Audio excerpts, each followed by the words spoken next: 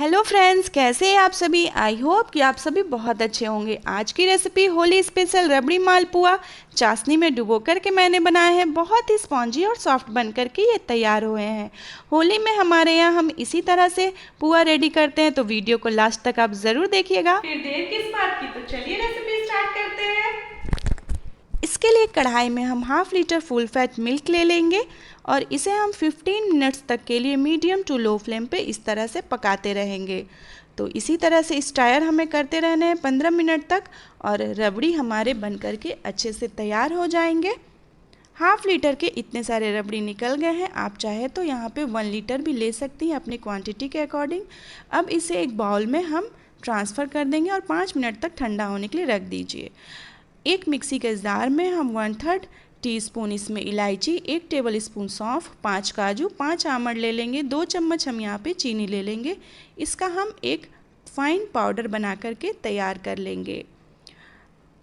इसी तरह से हमें इसे फाइन सा पीस लेना है। अब इसी मिक्सी के जार में हम 1 कप आटा ऐड करेंगे। आप चाहें तो यहाँ इसे पूरे आटे में बना सकते हैं। हाफ कप मैं यहाँ पे मैदा यूज़ की हूँ, 1/3 कप सूजी, और रबड़ी जो मैंने तैयार करके रखे थे वो 1 कप के लगभग है, और यहाँ पे 1 कप मिल्क ले लेंगे। इसे हम अच्छे से पहले मिला देंगे।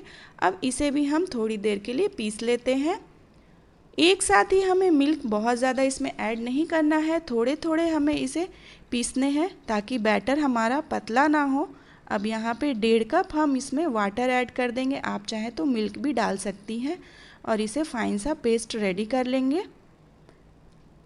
इसका जो बैटर है इस तरह से हमें तैयार करने हैं। अगर आपके बैटर मोटे हो जाएंगे तो आप मिल्क या पानी ऐड कर सकती हैं, और अगर पतले हो जाएंगे तो थोड़ा सा आप इसमें आटा मिला दीजिएगा 2 चम्मच के करीब, और इस तरह से बैटर को तैयार कर लीजिएगा। इसे 15 मिनट तक के लिए आप सेट होने के लिए रख दीजिए। अब एक कढ़ाई में 200 ग्राम हम चीनी ले लेंगे चाशनी बनाने के लिए। 3 से 4 हमें इलायची लेने हैं। इलायची के बीच से आप चीरे लगा दीजिए और इस तरह से आप डाल दीजिए। मीडियम फ्लेम पे इसे 1 मिनट तक हमें पूरा घुलने दे देना है। उसके बाद यहाँ पे मैं केसर डाल रही हूँ। आपके पास केसर नहीं है तो आप स्किप कर सकती हैं, उसके बिना भी ये बन कर के अच्छे लगेंगे। अगर आप इसे डालते हैं तो बहुत ही अच्छा कलर और टेस्ट भी बहुत अच्छा लगेगा। तो 15 मिनट में हमारी चाशनी भी बन कर के तैयार हो गई है। चिपचिपा सा चाशनी हमें बनाना है, एक तार की चाशनी नहीं बनानी है। अब फ्लेम को हम ऑफ़ कर देंगे। एक तार की अगर आप चाशनी बना देंगे तो वो ठंडे होने के बाद बहुत ही सख्त हो जाते हैं, इसलिए चिपचिपा ही चाशनी बनाइएगा। अब एक कढ़ाई में हम 4 टेबल स्पून यहाँ पे घी डाल देंगे। आप चाहे तो ज़्यादा भी घी यहाँ पे यूज़ कर सकती हैं, या फिर रिफाइंड ऑयल में भी इसे बना सकते हैं। अगर घी में बनाएंगे तो बहुत ही अच्छा टेस्ट आता है। बैटर को पहले अच्छे से डालने के पहले फेंट लेना है एक बार, और घी को आप हाई फ्लेम पे गरम करने के बाद मीडियम फ्लेम कर दीजिए। अब यहाँ पे धीरे से हमें एक करछल इसमें डालने हैं, एकदम ऊपर से नहीं डालना है, बहुत ही धीरे से हमें मीडियम फ्लेम करके इसे डालने हैं, और 30 सेकेंड्स तक आप नीचे से पकने दीजिए। उसके बाद आप इसे पलट दीजिए।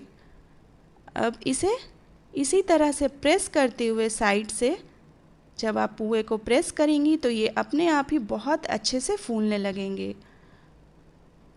आप देख सकती है पुए कितने अच्छे फूल करके ये तैयार हुए हैं। तो इसका जो बैटर है उसे ही हमें अच्छे से ध्यान से बनाना है।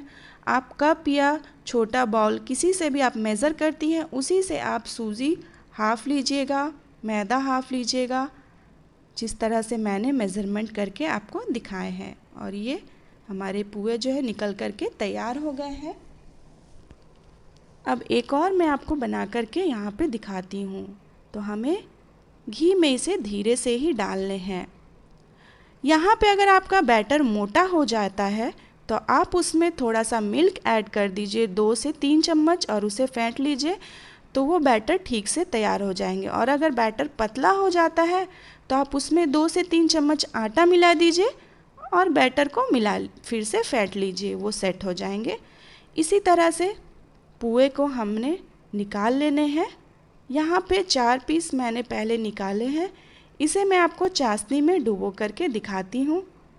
चाशनी में हमें बहुत देर तक इसे डुबो करके नहीं रखना है, बस इस तरह से अलट पलट करके हमें 10 से 20 सेकंड तक के लिए इसी तरह से मिला लेना है। जितने भी पुए हैं आपके, तो इतने जो मैंने घोल बनाए हैं इसमें आपके पुए लगभग 20 तैयार हो जाएंगे। और जो मैंने चाशनी बनाई है, ये चाशनी बिल्कुल परफेक्ट है 20 पीसेस पुए के लिए। आप अगर ज़्यादा पुआ बनाएंगी तो फिर चाशनी को आपको बढ़ाना होगा। इस तरह से हमें निकाल लेने हैं।